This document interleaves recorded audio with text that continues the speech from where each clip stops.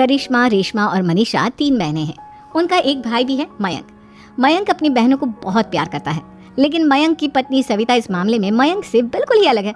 वो अपनी ननदों का जितना बुरा कर सकती है उतना बुरा करती ही रहती है और अपनी ननदों पर हुक्म भी चलाती है। करिश्मा, करिश्मा, तुमने अभी तक नाश्ता नहीं बनाया? तुम्हारे भैया को ऑफिस जाने में देर हो रही है। हाँ भाभी, बस अभी बनाती हूँ। करिश्मा, तुम ये ढीलापन छोड़ दो, कल को पराए घर जाना है। वहाँ अगर तुम इस तरह से काम करोगी तो लोग क्या कहेंगे कि माँ ने और भाभी ने कुछ सिखाया नहीं। और तुम्हारी दोनों बहनें कहाँ है? रेशमा मार्केट गई है और मनीषा सो रही है। क्या? सुबह के 8 बज रहे हैं और ये महारानी अभी भी सो रही है? ये कहते हुए सविता अपनी सास दुर्गा देवी के पास जाती है। माँ जी, देख रही हो अपनी बेटियों के तौर तरीके? क्या हुआ बहू, सुबह सुबह क्या कर दिया मेरी बेटियों ने?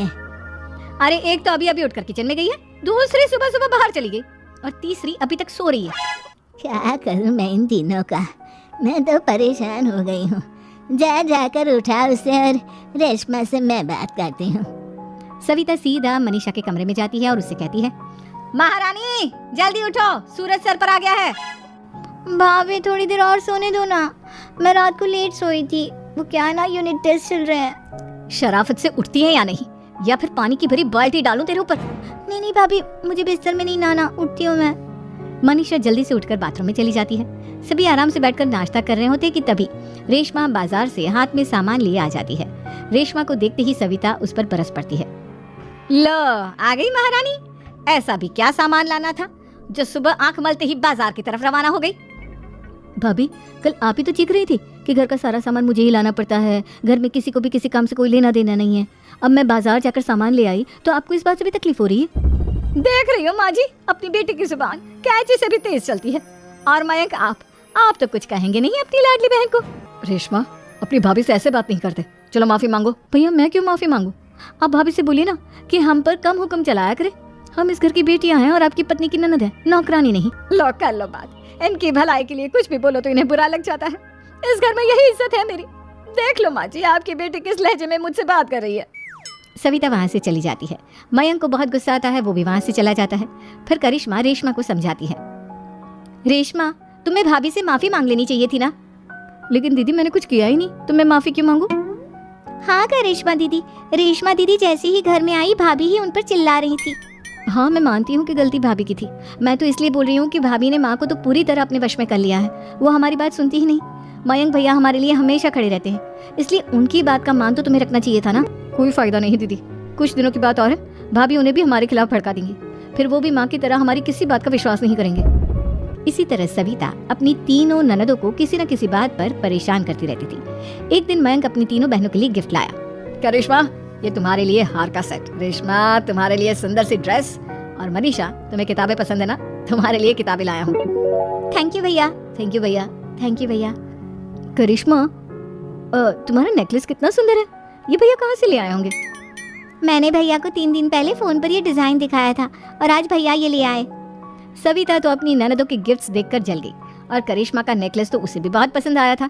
अपनी बहनों के लिए कितना अच्छा नेकलेस लेकर आए हैं, मुझे कभी कोई गिफ्ट नहीं दिया।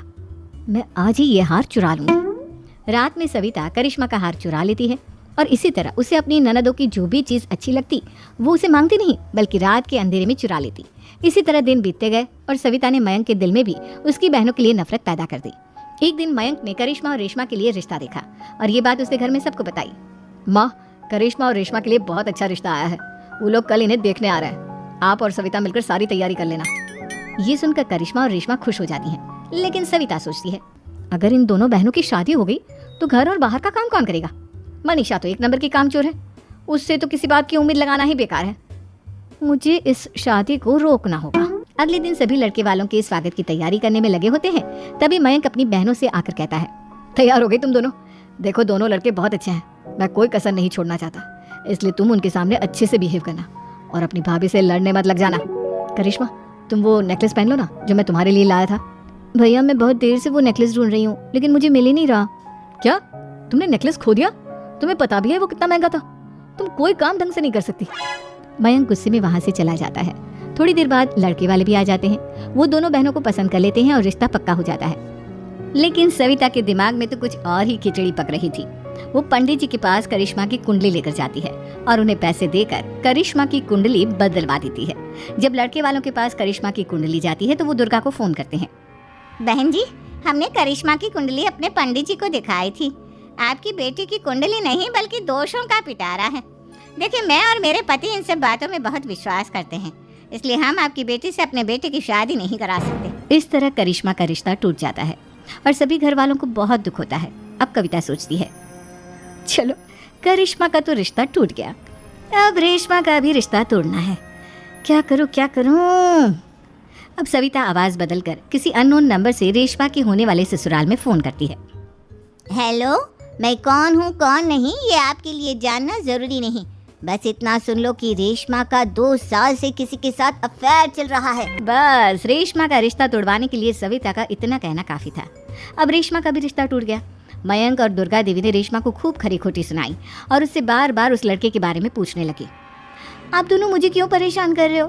अरे कोई लड़का होगा मेरी लाइफ में तो मैं बताऊंगी ना, जब कोई है ही नहीं तो कहाँ से लाऊं मैं कोई लड़का?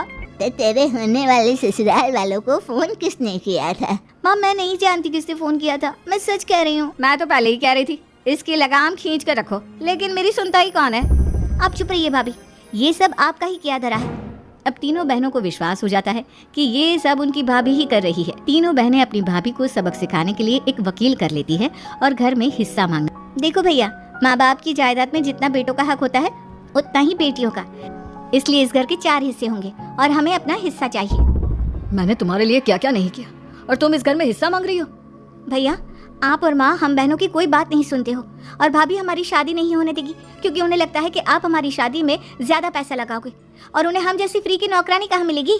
तो हम भाभी के साथ तो रह नहीं सकते, हम बहनों को अपना हिस्सा चाहिए। अरे तुम्हें शर्म आनी चाहिए अपने भाभी पर ऐसा इल्जाम लगाते हुए, वो तुम्हारे बारे में कितना सोचती है। हाँ माँ, भाभी हमारे बारे में बहुत सोचती है, दिन रात बस यही सोचती रहती है कि किस तरह से अपनी तीनों ननदों को परेशान करूं और कभी मुझे पढ़ने भी नहीं देती। दोनों बहनों का रिश्ता भी तो इन्होंने ही तोड़वाया है और रात में हमारे कमरे में आकर हमारी चीजें भी चुराती हैं। इसी तरह सविता की तीनों ननदें अपनी बात पर अड़ी रही। अब कोर्ट में तारीख भी शुरू हो गई। जब सविता को लगा कि उसकी तीनों ननद इतनी आसानी से नहीं मानने वाली, तो उसने अपने पति और सास को सारी सच्चाई बता दी और अपनी तीनों ननद से माफी मांगी। मयंक और दुर्गा को भी अपनी गलती का एहसास हो गया। अब सविता खुद करिश्मा और रेशमा के लिए अच्छा रिश्ता